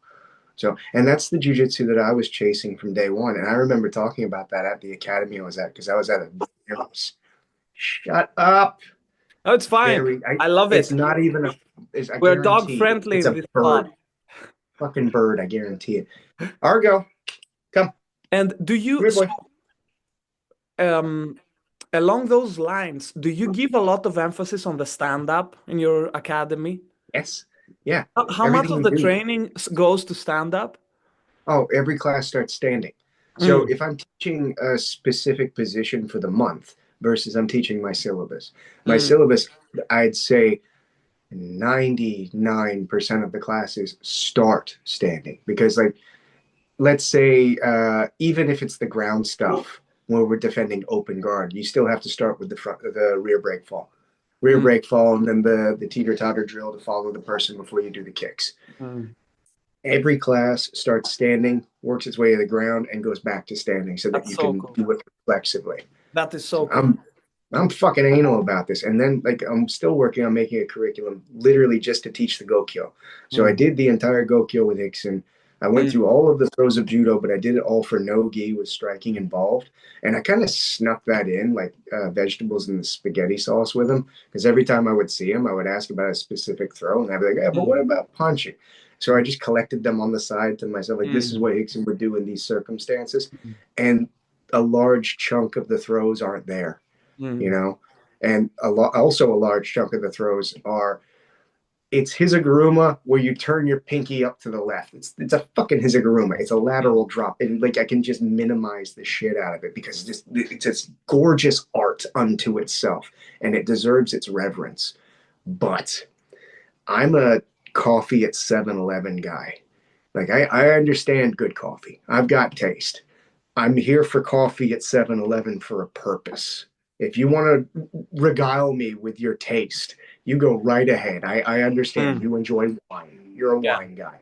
Yeah, I like alcohol. Yeah. So I mean, you can cut off the fat. Yeah, I'm very pragmatic about that too, because I do train judo in Japan. I do train with extremely, like, I have trained with Olympians. I have trained with people. Some people that have won the All Japan are my students in Jiu-Jitsu, but I like to see that there are only two throws. There are only two sweeps in Jiu-Jitsu, and there are only two throws. That's it. There's nothing more you can physically do. Up, down. There's nothing more you can do. I feel like you're just putting a spoiler on the back of a car. You got to put flames on your car to make it go fucking faster. Yeah, I No, know, dude, the car but fucking runs. yeah, I don't care. Many times my students will be like, but this sweep, you grab here and that. I was like, listen to me, man. Listen to me. Stable center of mass. You remove the base, it falls. One sweep, one throw. Stable base, you move the center of mass over it. Two throws, two sweeps. That's it. How are you going to do it? You have to be connected to him somehow. Do it. I don't care. Do you turn him? Do you throw him? I'm happy. That's it. I mean, come on. The judo guys, they do the same thing. In Japan, they have trained all the techniques. After a while, you go train with them in the universities and on the dojos there. They don't spend too much time doing the technique. They have done it while they were six to 15 years old. They have done it already for almost 10 years. Now it's just them, just finding a way to unbalance you and throw you. Back to your thing. I started with my monologues again. It's hard when you're a Tsati Greek. It's so important. It's so amazing. I think that must be one of the biggest differences on the training, apart from the striking part. That what you said, that you always start standing. It's so true. It's amazing. I would really like to experience a class of this kind of training. No, you don't. All I'm gonna do is teach base. You think it's going to be this grandiose thing where I'm learning a really cool throw? I'm going to teach you how to find base. I'm going to teach you fucking pesao to the clinch and a body fold takedown. I did this class. Pesao for us that are not intellectuals in the Portuguese is the. Oh, that's not an intellectual thing. That's the interceptor. So the police term for that, it's I stomp on your knee. Okay. It's not a side kick. It's not the Lente Brothers logo. Like, I'm stomping on your fucking kneecap. That's it. So there's nothing cool about it. It's literally the personification of distance management. Yeah. It's this perfect cheat code that no one teaches. It's like it's just such a fucking lost art on this one. So, and then when they do teach it, they teach it horribly incorrect, and they just jump in with their fucking leg trying to touch a knee. Like, cool, you do you, man, and you can argue with me on the internet all you fucking want. John Jones, extremely good at it, has used it at the highest level of fighting multiple times. Sometimes like really brought opponents into just with a kick without even closing the distance of taking down, brought them in very, very vulnerable positions. Amazing. I love it. It's an art, man. Yeah, it's an art. Sure. Savat as well. Your takedowns don't need to be that fucking big a deal. Like, the body fold should be the key. The 100%. Body fold should be your go-to. Yeah, I remember my teacher in Brazilian Jiu-Jitsu. He's also an American Kempo trainer, and the base and the stances he showed me are assumed in a position where you're being careful of that as well, of the opponent kicking your knee, stomping on your knee. Also, I came in contact with some Savat guys from France, and they also use these kind of kicks. It's extremely Oh yeah, dude, Savat's a motherfucker, yeah, man. yeah. I'm So Captain Fight Dork. yeah, Man, your style can go to hell. I want the most efficient. yeah, Like the absolutely. Savat guys, I had a wonderful time with one of them in France. He was showing me some cool shit. Mm. Like I was a fan of Bartitsu for the longest time. Ah, Like but just it's the make. Oh man, fuck yeah! Like, I just want to walk around like a gentleman with my cane and fuck your yeah. shit up. What So do you think? Yeah, do you think all the people around that time used the same kind of story? Have you seen that Bartitsu guy? There was another. There's even a guy in Sweden. There is a guy in the U.S. as well, and even Helio Gracie. They all had a similar story. I think it was some sort of a marketing plot around that time. That when you were trying to push some sort of a martial art, they all had the same story. I was fragile. I was an anemic kid. I couldn't. I um, had asthma attacks, and then it I seems found like the this way. perfect story. What? It does. It does honestly seem like the perfect fucking story to. To sell the art? Yeah, well, you shouldn't have to sell the art. I think it should be more sold as common sense than it should be like, this is for the frail, this is for the weak. No, it might be for the intelligent. It might be for the people that don't want brain damage to become Hmm. tough. So I don't think that I have to sell it as it's only for the frail because it's not, Hmm. man. I'm gonna show you the same stuff if you're like 6 foot tall, like desert warrior. I'm still Yeah. gonna teach the same thing. But I'm thinking like, Sir Arthur Conan Doyle made up an imaginary thing and then it became a thing. So efficiency in combat hand to hand is how do you cheat better? That's what it Hmm. is. How do you cheat better? And no one wants to be the guy who cheats better. Everyone wants to be the tough warrior. Like everyone wants to be the Billy Badass. Like, okay, it's only going to last for so long, and then it's old age and treachery that gets you by. Argo. It's all the romanticism that has been instilled in us by the martial Mm. arts movies back on the 70s and 80s. They have formed this idea of martial arts. And I mean, a bunch of Jiu-Jitsu guys, they will talk about respect. They will talk about this honor and stuff like that. And And how many of them live by it? they don't live by it. Honor is not bowing to the person and wearing your gi and tapping into some sort of romantic idea you have about, traditional martial arts. Most of the Brazilian jiu-jitsu practitioners and coaches I've seen have some shady backgrounds. And I'm like, man, you preach something you don't train. Like if you go, for example, I had an argument on a podcast with a person about respect in martial arts and stuff, and he was saying you have to bow and this and that. And I'm like, man, in Japan, because I live in Japan, I give my hand to people and they look like me like I'm stupid. They bow there in order to say hi. It's just a cultural part that they have in their culture that has been injected into martial arts. And we view the bow as it's being like, wow, I'm showing respect. They're just saying hi, dude. Like, they just don't touch. They know how to touch. They just bow. Come on. Living your life honorably, like with honor, doesn't, you don't show that by bowing. It's so stupid. Um, I'm personally very into Zen Buddhism and martial arts philosophy from the classical martial arts. So even there, like people have so many misconceptions, it tires me. It tires me. So I really agree with what you said. Do you believe that um, do you believe that bowing or respect is shown by calling somebody sensei, or what's your view on that? How do you view honor? How is being respectful in your head? How do students can show If respect? you if you ask me to take my shoes off when I enter your home, I take my shoes off. That's a sign of respect. That's a Mm, sign of kindness. That's just ethical.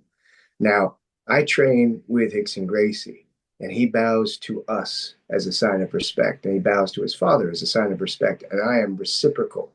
In my academy, we do the same thing. I bow to my students and I say, thank you for your time. And I bow to a picture of Elio on the wall because that's what my instructor does. And I apologize. I say, it's not my fault. I'm doing the best I can. That's my personal way of saying, I honor this tradition. Mm. So it depends on what your idea of honor is. Mm. My idea, I am morally gray. I am questionable at times, but I would say my hypocrisy has limitations. Mm. Nice. I show respect where it's due, and I show it how it's due at the time. If you ask me to take my shoes off, I take my shoes off. If you ask me to put a shirt on to go inside 7-Eleven, I put my shirt on to go inside 7-Eleven. Mm. I'm not going to wander around with no shirt, no shoes, waving a gun in the air and saying, I'm a free fucking American. I do what I want. I'm going to abide by the code of the place I'm in at the time. Mm. Does that make sense? Makes absolute sense. Makes absolute sense. Okay. Um, So yeah. my perception of dignity and honor is mine. It Mm. doesn't have to be anyone else's. Mm. I respect my instructor and I live up to, oh God, no, I don't. I try to live up to his standards. Mm. Eventually, we will have a standards and practice, and I will try to abide by it because I Mm. respect the art more than I respect myself, because Mm. that's some Western ass shit. Like, no, I'm the most important. Like, no, I think the art's more important than I am. And if Mm. I can reach more people by being diplomatic, I will.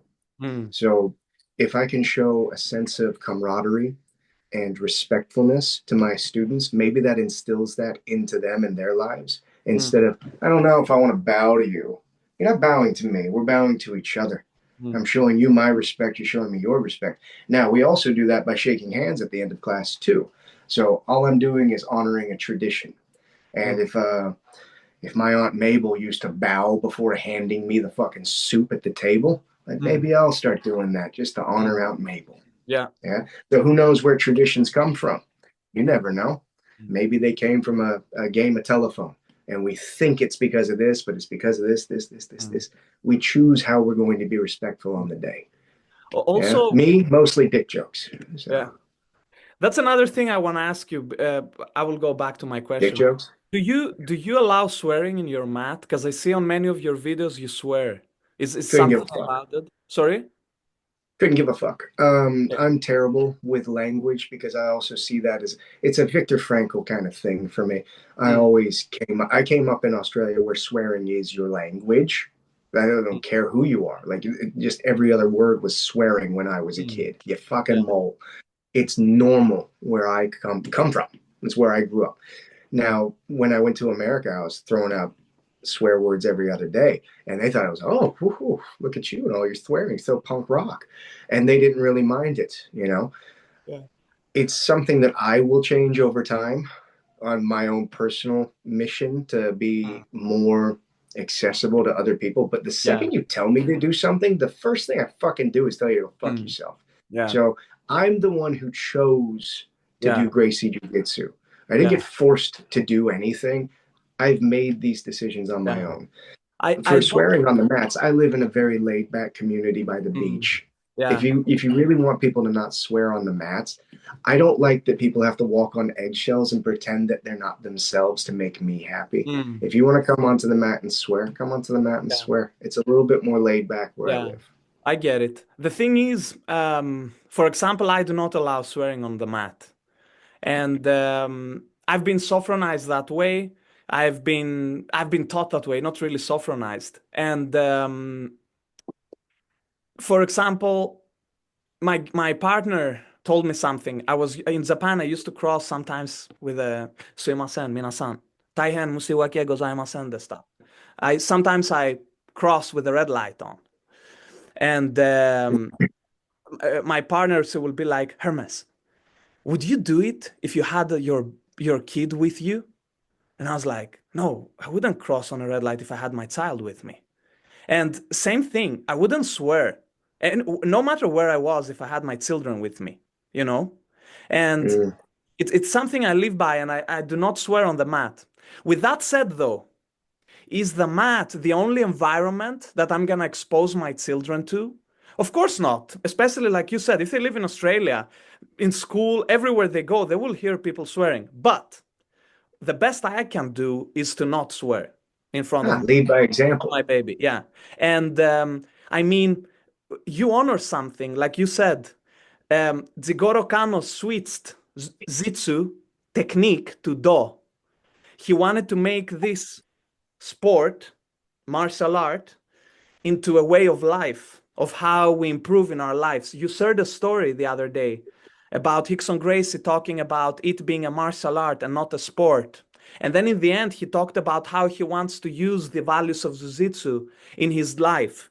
He's going there. He's going full circle because Kano Jigoro talked about the same thing. No matter if it's a martial art or a sport, he wanted to make it into a do, a way of life.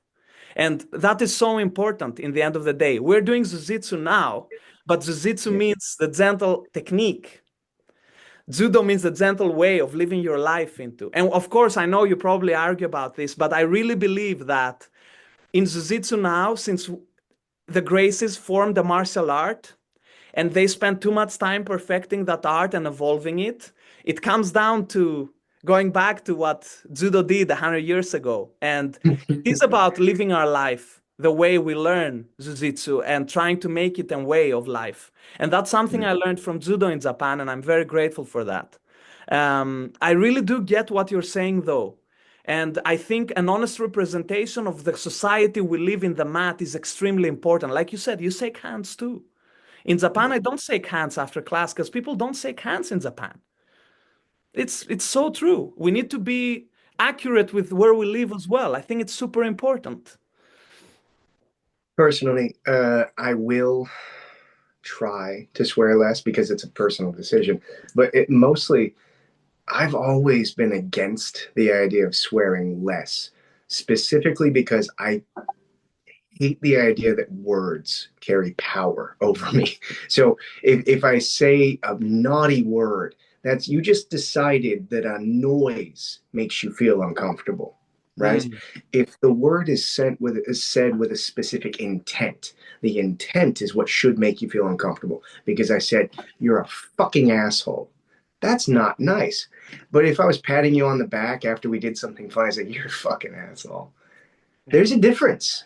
The inflection in your voice is completely different, right? So the amount of power that you give to a noise that came out of your mouth is just this thing that rattles around in the back of my head until now in my 40s. I understand that words have power, right? So it's a personal decision to start to, you know, it's basically, I'm going on a diet. I'm trying to say it less, but I also don't want to just cut it out because I enjoy it. It's fucking fun. So I enjoy using these inflections. Also, I live in a country where every other word involves this, unless I am lying. So it's weird. Like, I trust people that swear way more, way more. I feel like you're selling me a car. I'm sorry. If you're not open and normal, I automatically distrust you. So I think that's why so many people are okay with me. So many people are not okay with this. Like me being on social media, just swearing and showing jiu-jitsu. Like, first off, you're not allowed to teach that because no one should know that. And why do you swear? You're misrepresenting us. Well, first off, I'm technically not representing anything, right? There's nothing in writing. You know, the day that it becomes in writing and there's a rule set, I'm on it. Have you gotten shit for that from Gracie Jiu-Jitsu, like your teacher Hickson or what? Oh no, Hickson said he's proud of me, and then he said, like, when we become a bit more official, don't swear.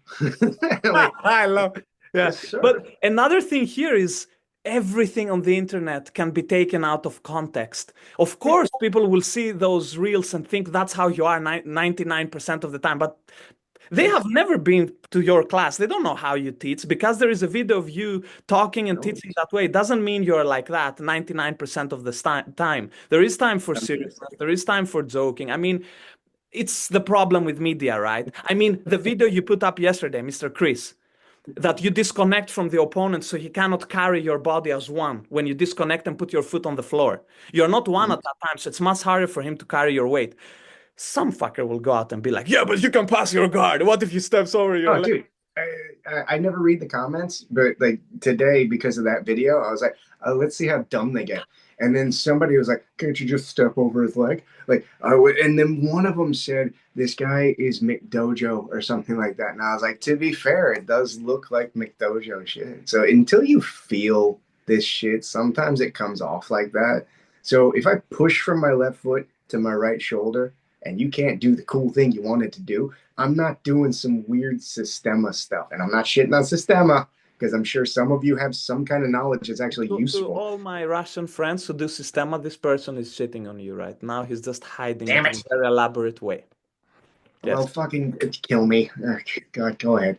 It's because I've got a friend, Steve, and Steve does the breathing ladders and all this other stuff, and he shows me things like every martial art has something valuable to give. Aikido has a million good things to learn, but they're also wearing a dress. So everything has something. You can't be a knocker, right? You got to go full judo Jean LaBelle. If you're a fucking knocker who just shits on everything to talk about how good you are, get fucked.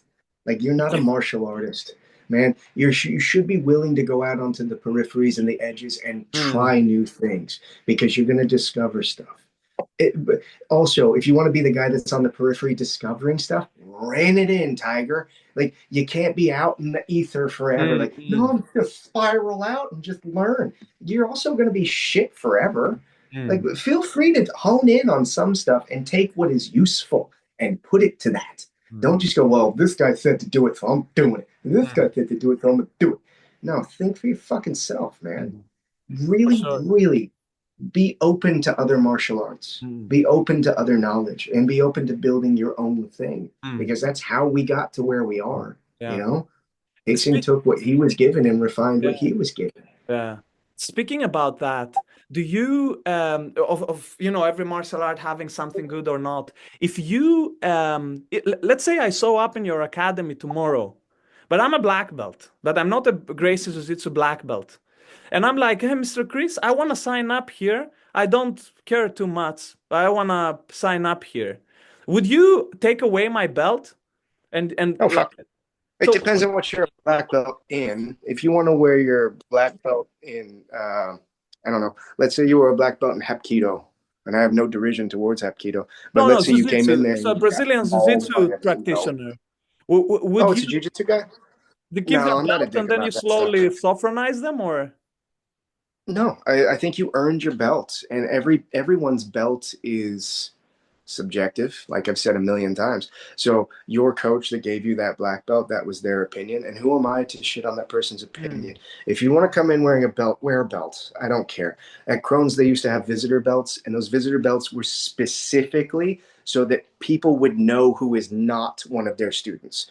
So if you're over there doing weird shit upside down and you injure somebody, you're wearing a belt with a stripe in it.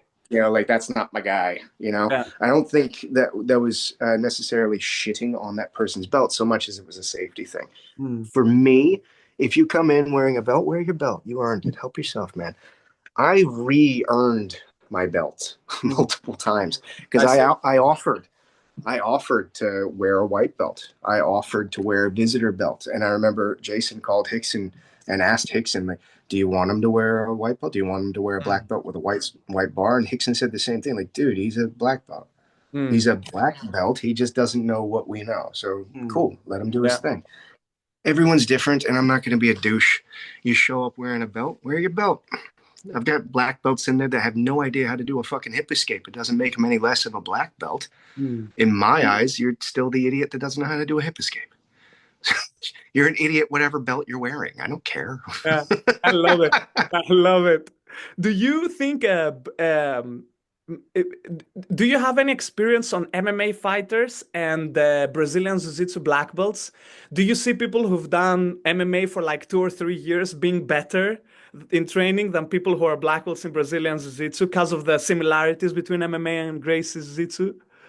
Yeah, so guys that have a wrestling background and guys that have an MMA background click with me a lot faster than the sport guys. The sport guys don't stick around too long. Some of them do. I'm shitting on it. I'm not shitting on it at all. I've got a lot of sport friends that really do enjoy sport of jiu-jitsu and the cool evolutionary practice of doing all kinds of funky ecological shit. They have a blast, man. And they come in and they ask me questions about why when I lean left, it doesn't work.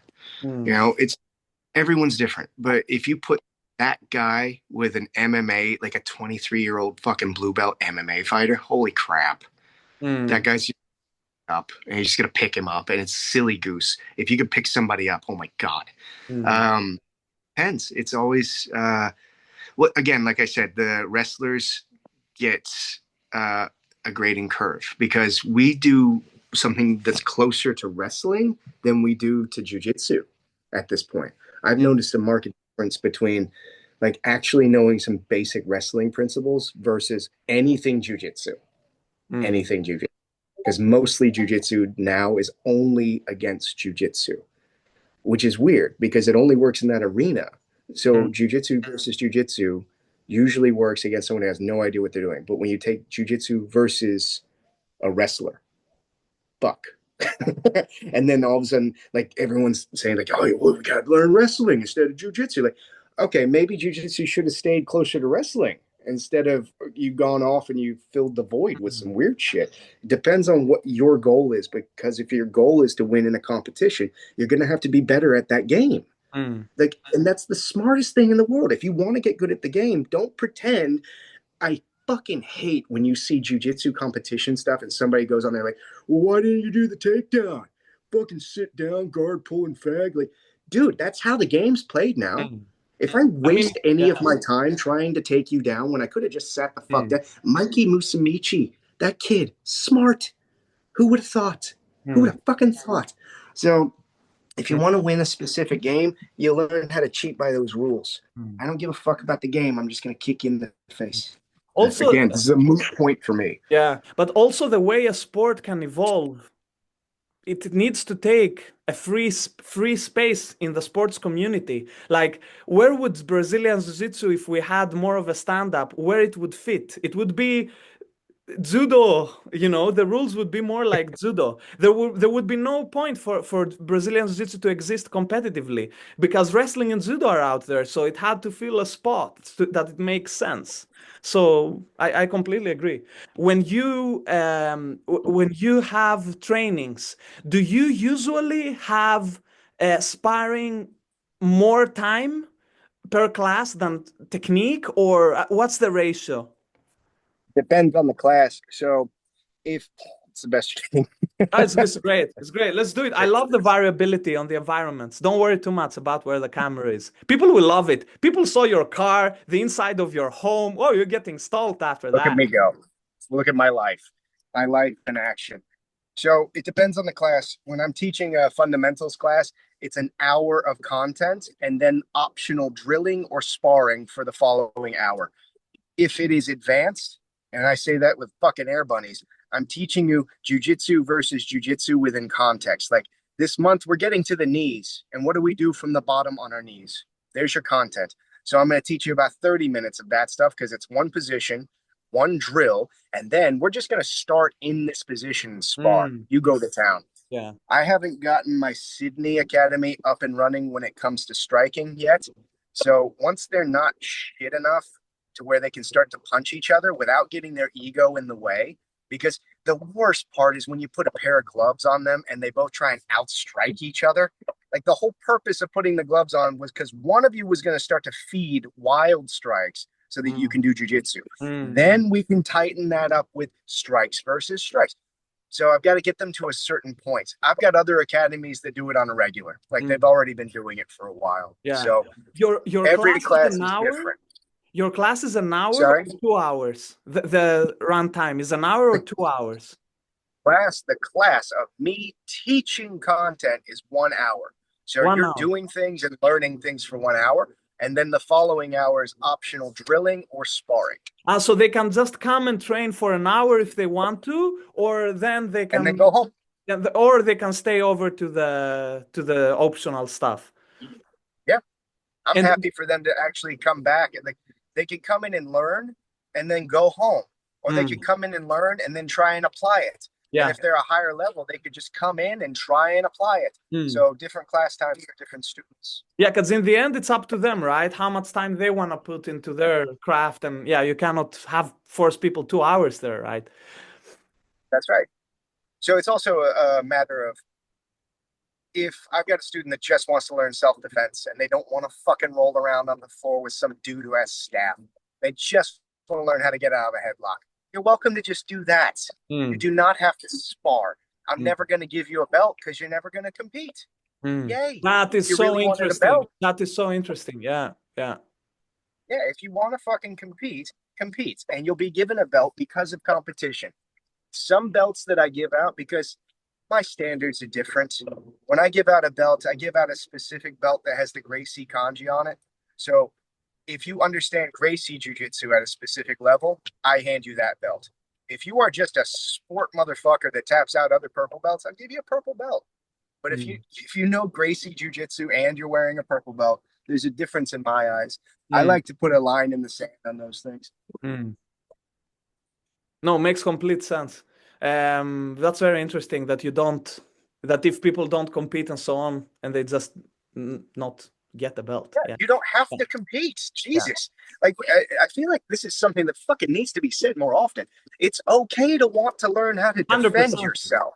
100%. Nobody has to fucking go into a competition, and you should never fucking make fun of someone who doesn't want to compete. Jesus, you don't know them. You don't know what kind of PTSD the motherfucker has. Like, if you just want to come in and deal with the front bear hug defense, come in.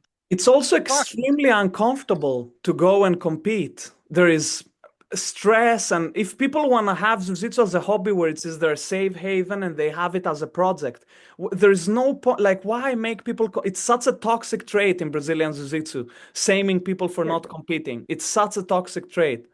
Well, we're still in the middle of making this fiasco. I enjoyed it when it was the Guanabara Federation, where you would have to be tested under Elio, and Elio held a specific standard of what Gracie Jiu-Jitsu is. And then that just fucking faded, so he started wearing a navy blue belt. So it's a whole fucking shit show all around. I don't know where it's going or what's going to happen in the future, but whatever Hickson wants, I got his back because I respect him. Outside of this, before Hickson, man, I was wearing a white belt for years. I was like, fuck this shit. I'm done with belts, man. It's ridiculous that I'm purple and I'm teaching private lesson to blacks.